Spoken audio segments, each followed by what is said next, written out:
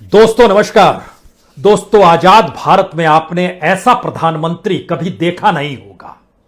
एक ऐसा प्रधानमंत्री जो इस देश को अंधेरी गुफा में ढकेल कर नहीं निकला, बल्कि वो जान रहा था, समझ रहा था कि धीरे धीरे देश एक अंधेरे में समा रहा है। यहां पर लाशें बिसती चली जा रही हैं, लोगों की मौत बढ़ती चली जा रही है, लेकिन उसी रवानगी के साथ चुनावी रैलियों में वह कूदता चला गया, चकाचौंध परोसता चला गया। मरने वालों की तादाद बढ़ती चली गई तो उतना ही जोश और उसी हर्षोल्लास के साथ चुनाव प्रचार में उसने आपको लगा दिया। आज शोर थम चुका है, आज हंगामा थम चुका है, आज नारे नहीं है, आज नौटंकी नहीं है। लेकिन इन सारी परिस्थितियों को इस देश ने बीते 1.5 महीने के दौरान जिस तरीके से भोगा है, और अब जब चुनाव परिणाम आए तो क्या यह कोई कह सकता है कि अब तो आंखों पर से पट्टी उतार दीजिए?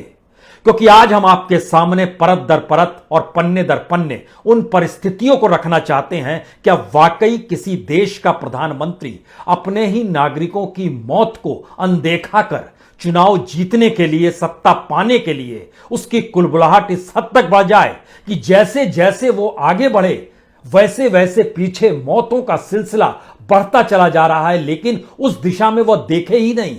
और जब मौत का सिलसिला एक पराकाष्ठा पे पहुंच जाए, उस दिन वो कहे आज मैं नहीं जाऊंगा बंगाल की गलियों में, मैं यहीं से एलईडी के जरिए अपने संबोधन को करूंगा और 6 जिले की या कहें 6 विधानसभा की सीटों पर लगभग 100 से 200 एलईडी लगा दिए जाएं स्क्रीन, और दिल्ली से बैठकर इस बात का अंदेशा देश के प्रधानमंत्री दें कि हम कोलकाता को आने वाले वक्त में भविष्य का शहर बनाएंगे। यह कौन सी परिस्थिति है जब देश लगातार परिवार दर परिवार, समाज दर समाज और जिले और राज्यों के भीतर भी मौतें हो रही हैं। देश के गृहमंत्री को भी फिक्र नहीं, कैबिनेट मिनिस्टर्स को फिक्र नहीं, मुख्यमंत्रियों को फिक्र नहीं, और इस देश की सामाजिक संस्था और सांस्कृतिक संस्था खुद को कहने वाली आरएसएस भी बंगाल के जिले दर जिले अपने आप को झोंक चुकी है। चाहे वो झारखंड हो, चाहे बिहार हो या उड़ीसा हो, 10,000 से ज्यादा लोगों की मौजूदगी जो बीजेपी के सिंपैथाइजर हैं, उनके कैडर हैं, उनको पूरे बंगाल में बिखरा दिया गया, जिससे एक हंगामा देश में मचता रहे कि बीजेपी जीत रही है, नरेंद्र मोदी जीत रहे हैं, अमित शाह जीत रही हैं, इनकी तिकड़में जीत रही हैं, इनके नारे जीत रहे हैं, इन्हीं का धर्म जीत रहा है। एक ऐसी परिस्थिति में देश को लाकर आजादी के बाद से इस देश के किसी प्रधानमंत्री ने ऐसी स्थिति को ना दिखलाया, ना देखा, ना भोगा, ना फिर इस त्रासदी में लोगों को ढकेला। तो हमें लगता है कि आज पन्ने दर पन्ने खोल लीजिए, क्योंकि इतनी बुरी हार के बाद भी अगर देश के प्रधानमंत्री अपनी आंख से पट्टी नहीं हटाते हैं, देश के गृहमंत्री अब काम करना शुरू नहीं करते हैं, और कैबिनेट मिनिस्टर्स जो इशारे पर, निर्देश पर एक साथ चले जाते हैं चुनाव प्रचार के लिए, अपने अपने मंत्रालय में लौटकर इस देश की परिस्थितियों को बचाने में अब भी नहीं लगेंगे तो कब लगेंगे? इस देश ने इस देश की ऐसी परिस्थिति देखी आज से नहीं, याद कीजिए, नमस्ते ट्रंप से यह मामला शुरू हुआ था। उसके बाद मध्य प्रदेश के चुनाव सामने थे, संसद चलती रही, कई सांसद पॉजिटिव होते चले गए, लेकिन जब मध्य प्रदेश चुनाव की परिस्थितियों से पल्ला झड़ गया तो उसके बाद ही संसद को सैनिटाइज किया गया। इतना ही नहीं, उसके बाद बिहार इलेक्शन में 18 रैलियां प्रधानमंत्री की, जानते समझते हुए कि अब का मौका है कि आने वाले वक्त में कैसे खुद को सहेजा जाए। नहीं, बंगाल, 5 राज्यों के साथ बंगाल की परिस्थिति को कुछ ऐसा उसकी चकाचौंध ने प्रधानमंत्री को लपेट लिया कि हमें लगता है कि आज आपको हर पन्ने खोलने चाहिए। प्रधानमंत्री अप्रैल के महीने में, अप्रैल का महीना हम खास तौर से इसलिए जिक्र कर रहे हैं, हालांकि मार्च में भी उन्होंने चुनावी रैली की। मार्च की तारीख याद कीजिएगा तो 7 मार्च, 18 मार्च, 20 मार्च, 21 मार्च, 24 मार्च, इन जगहों पर प्रधानमंत्री बंगाल पहुंचे थे रैली करने के लिए। लेकिन हम अप्रैल से आज शुरुआत करते हैं। जरा देखते चले जाइए कि देश के प्रधानमंत्री का क्या हाल है और देश के गृहमंत्री का क्या हाल है, इस देश की पूरी मिनिस्ट्री का क्या हाल है। क्योंकि 50 से ज्यादा रैली, रोड शो, घरों में भोजन करना, यह देश के प्रधानमंत्री और गृहमंत्री ने पश्चिम बंगाल में किया है।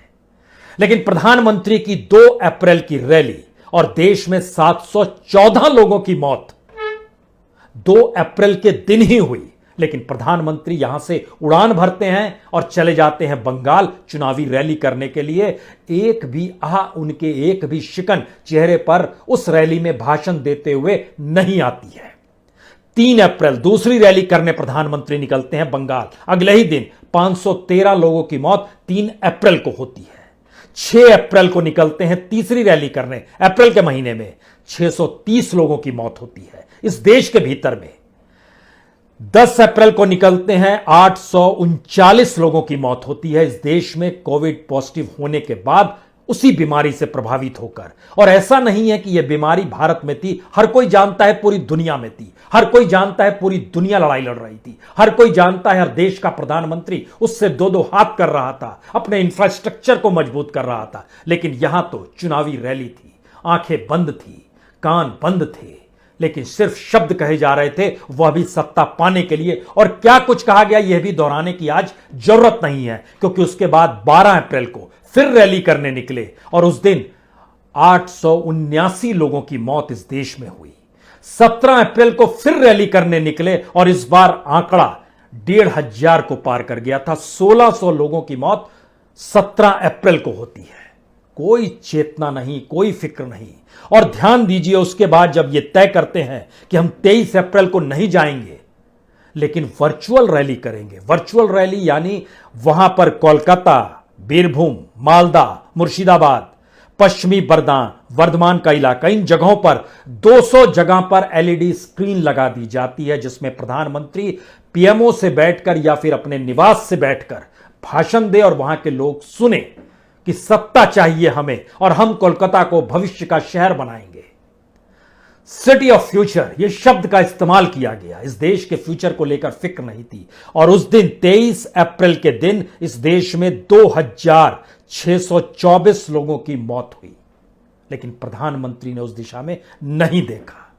हमें लगता है कि जिस राज्य के भीतर ये चुनाव हो रहे थे वहां के भी अगर आंकड़े इन रैलियों के साथ जोड़ते चले तो 2 अप्रैल को बंगाल में 4 लोग मरते हैं, 3 अप्रैल को 5 लोग मरते हैं, 6 अप्रैल को 7 लोग मरते हैं, 10 अप्रैल को 12 लोग मरते हैं, 12 अप्रैल को 14 लोग मरते हैं, 17 अप्रैल को 34 लोग मरते हैं। और जिस दिन एलईडी स्क्रीन पर भाषण दिया जा रहा था, वर्चुअल रैली 23 अप्रैल को, उस दिन 59 लोगों की मौत पश्चिम बंगाल में कोविड से ही होती है।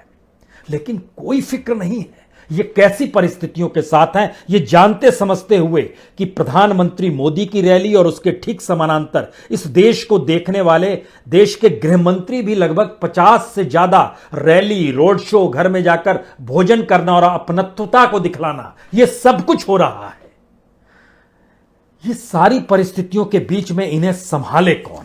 कहते हैं कि आरएसएस पेरेंट ऑर्गेनाइजेशन है। पेरेंट का मतलब होता है जो मां बाप होते हैं, उस दृष्टि से देखिए। और उन्हीं में से निकले हुए ये नेता हैं। उस आरएसएस के डिस्ट्रिक्ट वाइज कैलकुलेशन किया गया था कि किस डिस्ट्रिक्ट में कितनी बड़ी तादाद में कितने आरएसएस के कार्यकर्ताओं की मौजूदगी होगी। वो वहां पर जमीन बिछा रहे थे, काम कर रहे थे। उन्हीं का इशारा था कि ध्रुवीकरण हो गया है, यानी हिंदू और मुस्लिम में एक मोटी लकीर खिंच चुकी है। लेकिन सच क्या है जब परिणाम आए? सच यह है कि बीजेपी को हिंदू वोट भी 50% से ज्यादा नहीं मिल पाए, क्योंकि उनका जो वोट का आंकड़ा है वह 37.8% है बीजेपी के पास। यानी हम मानकर चल रहे हैं कि बीजेपी को मुस्लिम के वोट नहीं मिले, लेकिन दूसरी तरफ ममता बनर्जी लगभग 10 से 11% ज्यादा है, यानी 48.6%। अगर मुस्लिमों के वोट भी मिले तो हिंदुओं के भी वोट मिले, दलितों के भी वोट मिले, क्योंकि 11% का अंतर जो है यह इससे पहले बीजेपी के साथ बीते 2019 के लोकसभा चुनाव में नहीं था। यानी 2019 के लोकसभा में भी इस देश के प्रधानमंत्री को चुनते वक्त लोगों की आस्था थी कि इस देश के प्रधानमंत्री को चुन रहे हैं। लेकिन यह कहां किसी को पता था कि देश का प्रधानमंत्री देश को ही अंधेरी गुफा में ढकेल कर निकल चुका है और राज्य दर राज्य चुनाव प्रचार कर रहा है और बंगाल को रौंदते चला जा रहा है। और जिन शब्दों का इस्तेमाल किया जा रहा है, जिन नारों का इस्तेमाल किया जा रहा है, जिस धर्म के नारों को राजनीतिक मुलम्मा चढ़ाकर पेश किया जा रहा है, ऐसी परिस्थिति इस देश में कभी देखी नहीं गई थी। लेकिन यह सब कुछ हुआ, इसी दौर में हुआ। और यह देखिए दूसरी तरफ बंगाल की जनता, जिसने ममता बनर्जी को पिछली बार यानी 2016 में जितने वोट दिए थे उससे ज्यादा वोट दे दिए, उससे ज्यादा सीटें भी दे दी।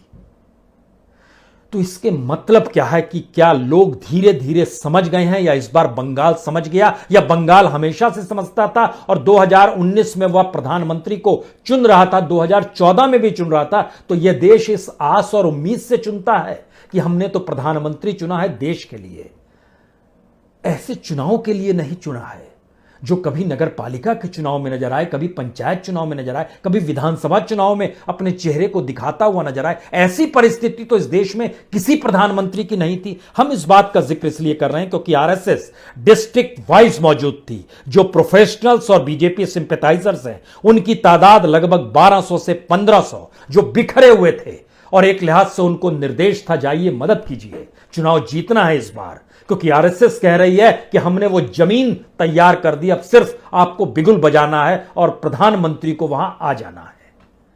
अगर प्रधानमंत्री शब्द नरेंद्र मोदी जी के साथ ना जुड़ा हो तो बताइए कितनी रैली में कितने लोग आएंगे। और ये जो न्यूज चैनल वाले दिखा रहे हैं, क्या कोई दिखाएगा? अगर सिर्फ नाम के साथ चलिए, कैसी स्थिति है इस देश के प्रधानमंत्री की परिस्थितियों में? जो कैबिनेट मिनिस्टर्स 18 थे जो अलग अलग जगहों पर लगातार मदद कर रहे थे। इंदिरा गांधी का चुनाव रद्द कर दिया गया था, सिर्फ पीएमओ के एक अधिकारी की मौजूदगी रायबरेली में नजर आई थी, और इलाहाबाद हाईकोर्ट ने कह दिया था उस कानून के तहत जिसमें रिप्रेजेंटेटिव एक्ट के मातहत कहा गया था कि यह कैसे हो गया जब आप चुनाव है और आप मदद ले रहे हैं अधिकारी की। यहां तो 18 ब्यूरोक्रेट्स दिल्ली से चलकर बंगाल में चुनाव प्रचार की पूरी स्ट्रेटजी को बना रहे थे। कैमरे को देखने से लेकर भीड़ को मोबिलाइज करना, साउंड सिस्टम देखना, और उसके जरिए आने वाले वक्त में उस स्ट्रेटजी को हर उस जगह पर बनाते चले जाना जहां पर प्रधानमंत्री की रैली होने वाली है। नौकरशाहों की टीम 16 थी जो यहां से गई थी और जो चीजों को देख रही थी। कैबिनेट मिनिस्टर 18 थे। डिस्ट्रिक्ट वाइज आरएसएस के लोगों की जो मौजूदगी थी, वो कहा जाता है हर डिस्ट्रिक्ट में तकरीबन 1200 से 1600 के बीच में आरएसएस का कैडर लगातार रेंग रहा था। सिंपैथाइजर और आईटी सेल के लोग जो थे वो तकरीबन 1500 लोग थे जो साथ में काम कर रहे थे। इसके अलावे 10,000 के लगभग बीजेपी का कैडर जो झारखंड से निकला, बिहार से निकला, उड़ीसा से निकला या निकाला गया। एक लिहाज से उनको वो नौकरी दी गई थी, कितने दिन आप प्रचार करेंगे, तो आप ये नजर आना चाहिए कि बंगाल की गलियों में और वहां की सड़कों में सिर्फ और सिर्फ बीजेपी की ही गूंज है। एक ऐसा माहौल बना दीजिए जिसमें लगे चुनाव की जरूरत नहीं है, बीजेपी तो चुनाव जीत चुकी है। ऐसी परिस्थितियां इस देश में बनाई गई किसकी एवज में? इस देश की महामारी में मरते हुए लोगों की तरफ आंख मूंदने की परिस्थितियों के बीच में।